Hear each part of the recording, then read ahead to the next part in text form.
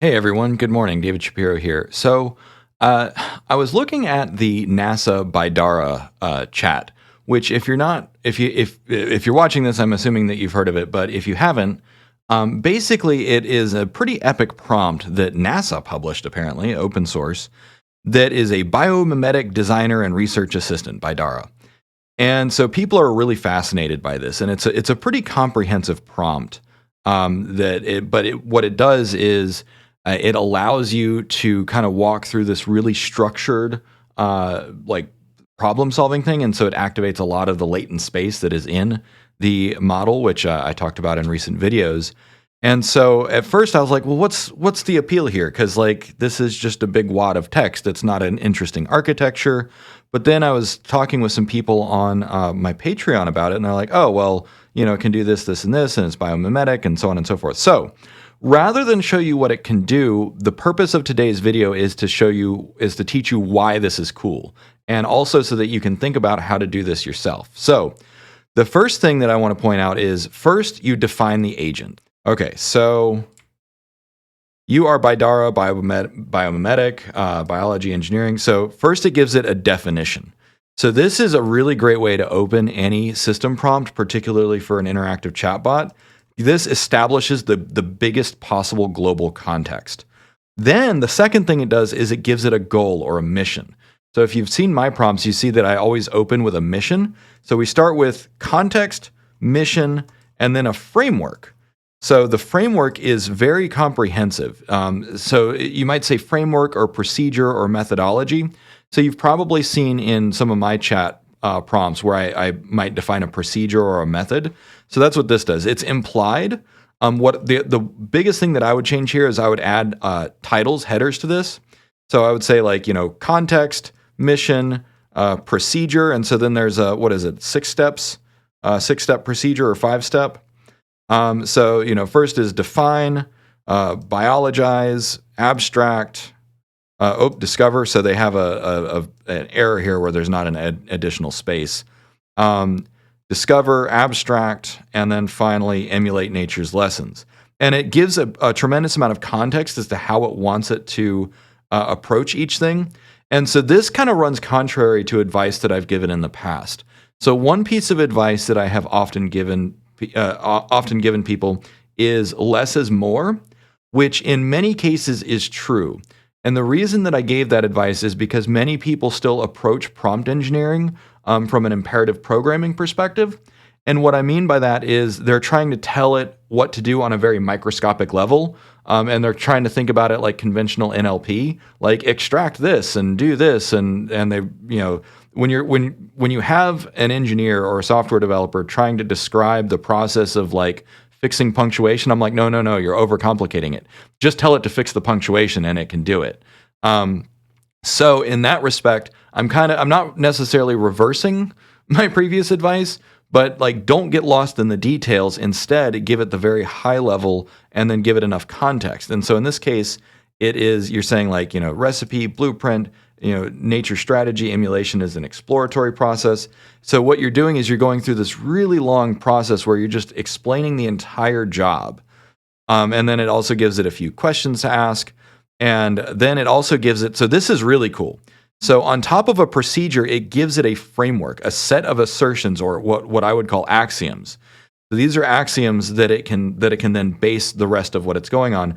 And GPT is really good at this, because if you don't give it these axiomatic assumptions or a system to follow or questions, it'll kind of do its own thing. It'll default back to, kind of the most common things. But it's like, no, these are the principles that we want to go by. So taking a big step back, this big block of text actually just has a few sections. First, global context. Second, mission. 3, method or procedure. And then 4, kind of some like a system of questions. I'm not quite sure what to call this. This is like kind of a subset of the procedure or methodology. But then finally, it's also got this framework or this set of principles that it wants it to operate by. So this big gigantic wall of text is pretty complicated, but it's really only 5 sections. If you get a lot out of my content, please consider supporting me on Patreon. Both tiers get you access to the exclusive Discord community, which is great. It's poppin'. We talk about all kinds of stuff ranging from AI news to stuff on my other channels, and we talk about prompt engineering and all kinds of fun stuff. So hop on over, jump into the discussion, and I look forward to seeing you there. Thanks. So I wanted to show you some things that I have done that are similar. So here's my Commander Data chat Discord chatbot, which is similar, and I'm not running it right now because it ended up being really repetitive, so I need to do a little bit of work. But I wanted to show you because I had some really similar ideas here. So first, mission. And you can see here where the biggest difference between what I've done and what the NASA one does is I provide it with markdown headers. This is not strictly necessary. I've had people ask me, like, why do you do, hashtag mission in all caps? It's easier to read, right? It is better for human readable, which means that it's easier to work on. But also GPT-4 has an understanding of markdown. And so it understands, oh, this is a header, this is a title. And so by giving it that clear demarcation, you can get better performance. I've seen people test where you do like it uppercase, lowercase. I've seen people go bonkers with the hashtags, doing like 8 hashtags in a row and doing vertical lines. I'm like, you're just wasting tokens at that point. So this, I feel like, strikes a balance between being token efficient and also human readable.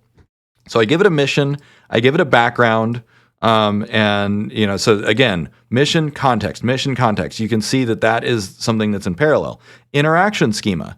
So in this case, I tell it how to interact with the user, basically saying like, hey, you're an API, this is how I want you to behave.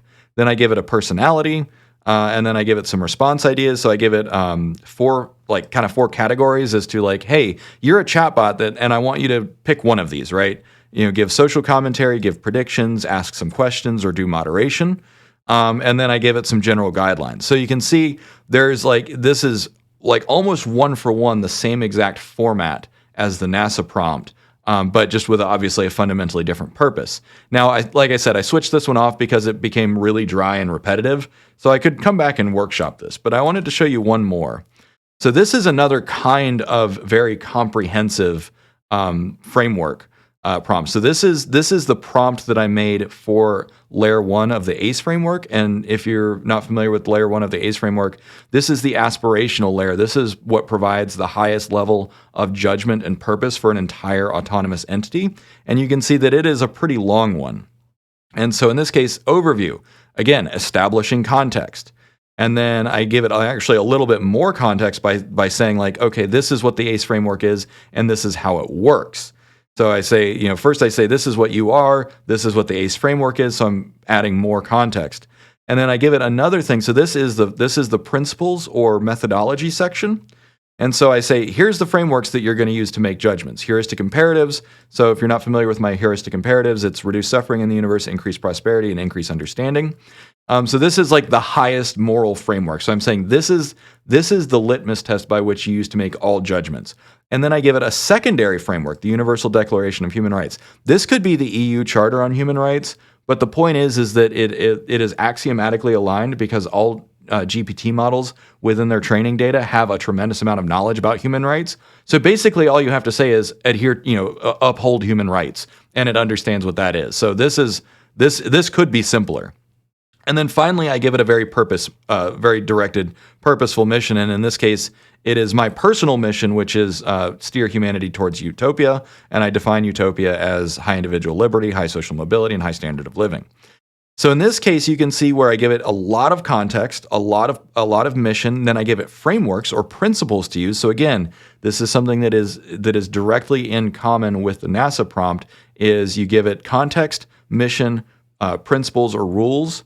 And then finally, I give it an interaction schema. So this is a much more comprehensive interaction schema where I'm basically telling it like, you're participating as an API, and so this is your role. So this is basically kind of defining the role as an API. Anyways, so I hope you got a lot out of this so that you understand a little bit more how to build these really gigantic, comprehensive system prompts. So thanks for watching. Cheers. Like, subscribe, support me on Patreon, et cetera, et cetera. Have a good one.